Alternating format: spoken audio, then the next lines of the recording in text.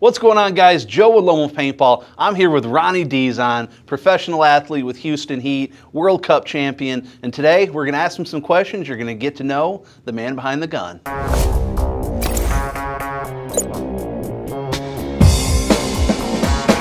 Tell us all about Ronnie Dizon.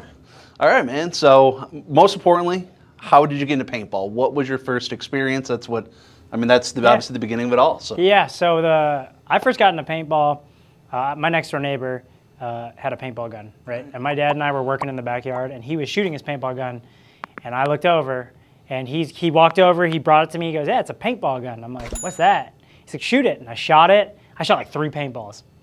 And I look at my dad, and he goes, "You're not getting one." I go, what? I didn't even ask. He goes, "You're not getting one." So you'll shoot your eye out, kid. He's like, "It's illegal." I'm like, "It's what? Not illegal. There's parks and stuff." So I went to my mom. She was right upstairs. Walked right up there. Naturally, and one parent says no, you go to the other one. Exactly. And I said, "Can I get a paintball gun?" She goes, "Yeah, maybe on your birthday." So like a few months later, I got a paintball gun. My first paintball gun was a Piranha, like a silver. It was a Piranha BLVF. That stood for bottom line vertical feed. Yep. Because I didn't want the plastic elbow. Oh, yeah. Because of snap all the time, Exactly, you know? yeah. So, yeah, that's how I got into it. And then ever since then, I kind of like just started playing with people locally, went to parks. All right. So when you got how old were you?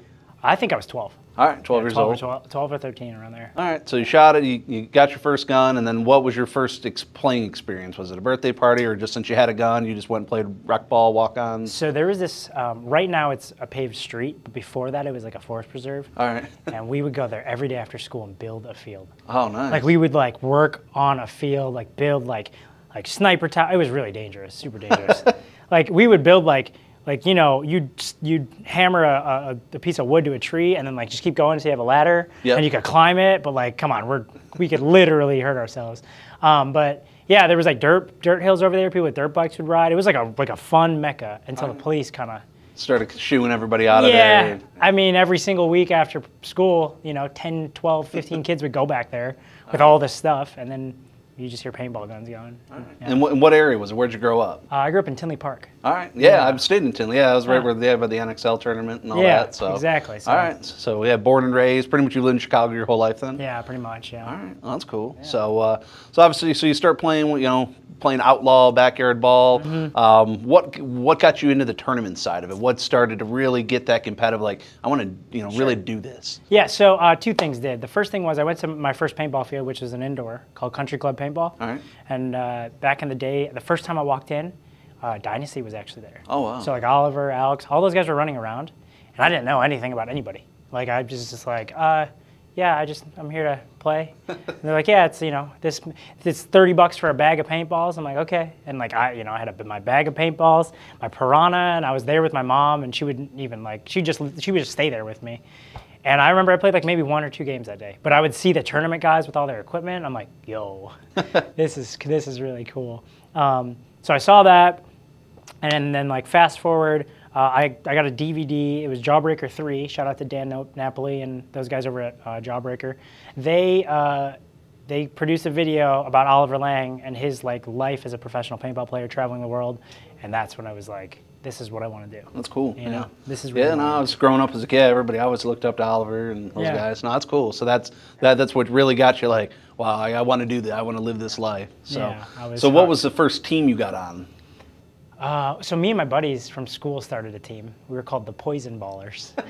That was the name of our team, and we spelled poison wrong. All right. Because we were idiots. But we were so like into it. We were ready to like play tournaments, and then like kind of like fast forward, my first like official team was Chicago Evil Kids, which was Chicago Evil's like younger. Yep. Like we were their younger team, but like not really that competitive. Like we were kind of just a group of kids who got together by this guy Ryan Peck and like kind of just put us together. And yeah, I played like local tournaments at the Badlands and stuff on that with that team.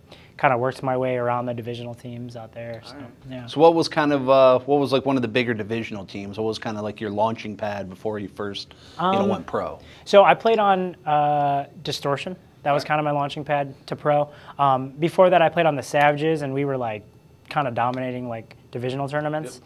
And then the Wise Guys, which is another team that I used to we used to play a lot of divisional or like nationals, but Distortion was the one that really kind of put me on the map, because I came out one weekend and I was kind of bouncing around teams, I didn't know what to do. And this is kind of when me and Yaya started to like network more. Like I knew Yaya. All right. So I came out one weekend. I had no one to play with. Aftershock was playing 5-on-5s, and they had 9 guys. So they go, "Hey, you kid on the sidelines." I'm like, "Yeah." They're like, "You want to play?" I go, "You're damn right I do." So then now I'm playing 5-on-5s against Aftershock guys, you know. All right. And from that point, I remember like de-gearing, and Yaya's like, "Well, what team do you play on?" I go, "Oh, you know, I've been bouncing around these different teams." He goes, "You should try to play on Distortion." And that's when I got connected with Randy Smith, who's the now owner of Houston Yep. Heat. And I came out and tried out, and then played with them. Then that year, we got second at World Cup. Yeah. Oh, yeah. No, I remember Distortion. Yeah, they were a dominant team. Yeah, and then the next year, we won the World Cup. And then, All right. And then, so what, Aftershock, and was that your first pro team? Or did actually, in 2011, that was my second year with Distortion, my first full season. We were placing top 4 every event. Yep. Won World Cup that year, won the CXBL that year, which was the Canadian League. And Randy Smith at the time was kind of managing Aftershock's 7-man team. All right. So he had his son on there, Ryan Smith. He brought LJ Woodley on. All right. And then come Vegas, 2011, he was like, "Hey, do you want to jump up and play pro with Aftershock? Get your flight there. Everything's taken care of. Just go and do what you need to do, because I know clearly you just won a World Cup. You're ready to be here. You're ready to play, you know." And he asked another buddy of mine, Max Pung, who was on Distortion at the time. So we both were like, "Yeah, dude, let's go. Let's take this opportunity." And I remember I played that event, and my buddy Dan Gepner said, "If you bunker somebody in your first pro event, I'm shotgunning a beer." I said, "Okay." So the first ever professional paintball game I played, I think it was against like Uprising, I bunkered the last guy, and I go straight to my phone afterwards. He goes, "Well, it's 8 a.m. and I'm drunk." Hey, fair enough.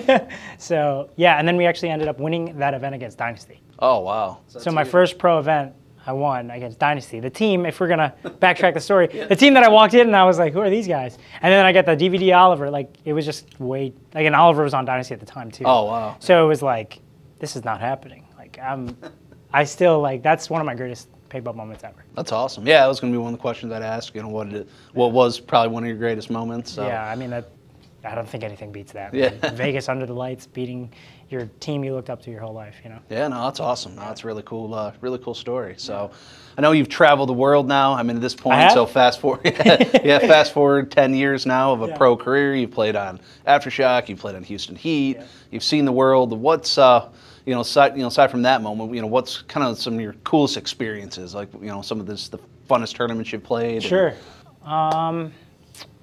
Man, I want to say there's a lot of European events that we had, a really good time at. The one in France, Chantilly. Yep. Yeah, with the horse stable in the background, and just that's surreal, just being over there. Yeah, that's cool. cool. I'm in France playing paintball with this gigantic structure in the background. I don't know if you guys have ever seen it, but it's one of the most beautiful events you could go to. So that's one of them.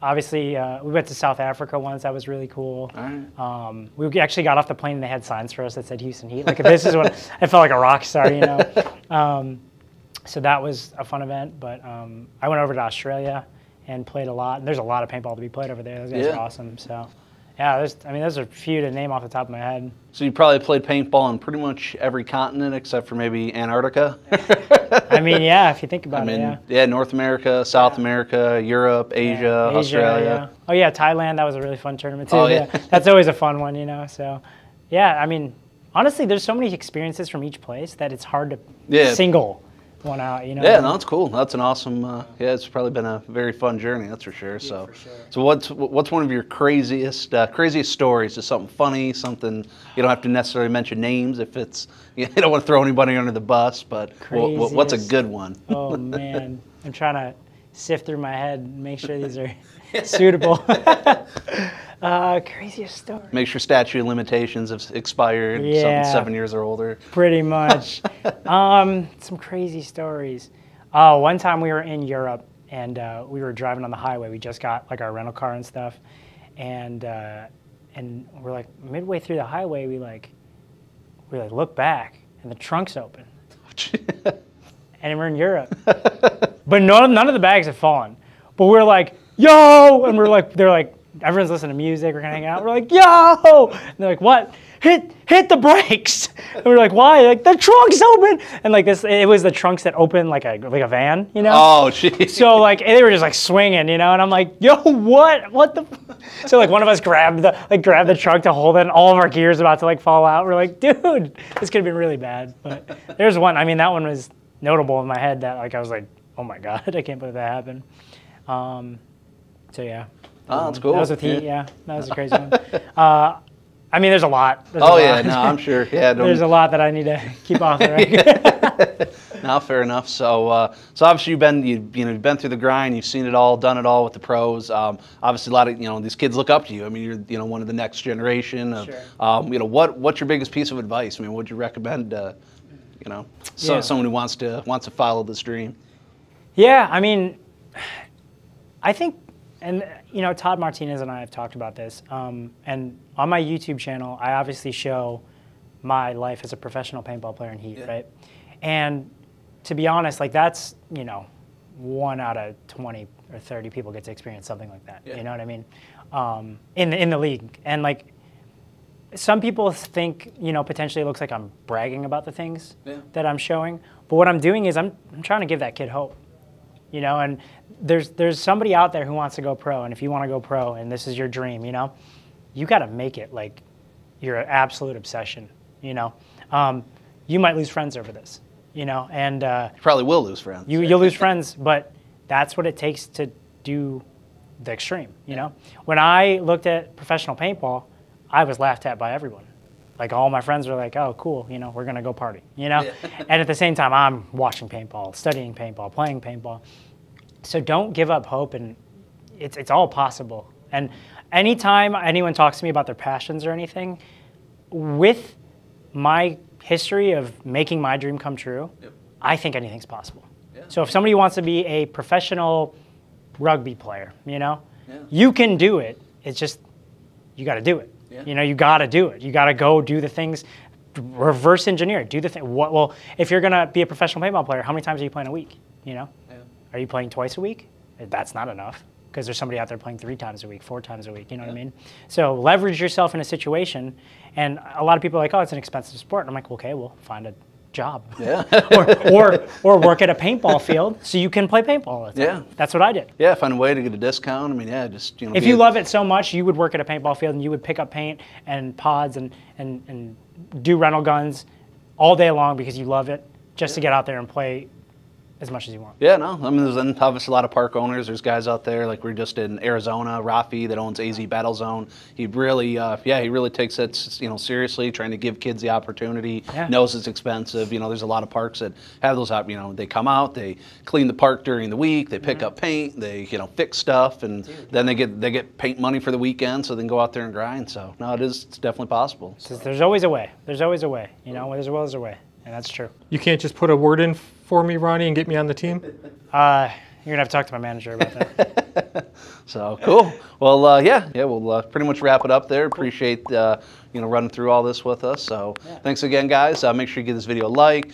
Subscribe to the channel. Definitely go subscribe to the Dizon docs. Like I said, if you want to become a pro player, this is the guy to watch. Like I said, you see it all. You see his behind the scenes. Everything. His workawts, his travels, his prep, his training. Going to the bathroom. We got everything. It's all part of it. So, thanks again for watching, guys. We'll see you next time. LoneWolfPaintball.com, and stay tuned. Let's go. Because we're going to have more with Ronnie.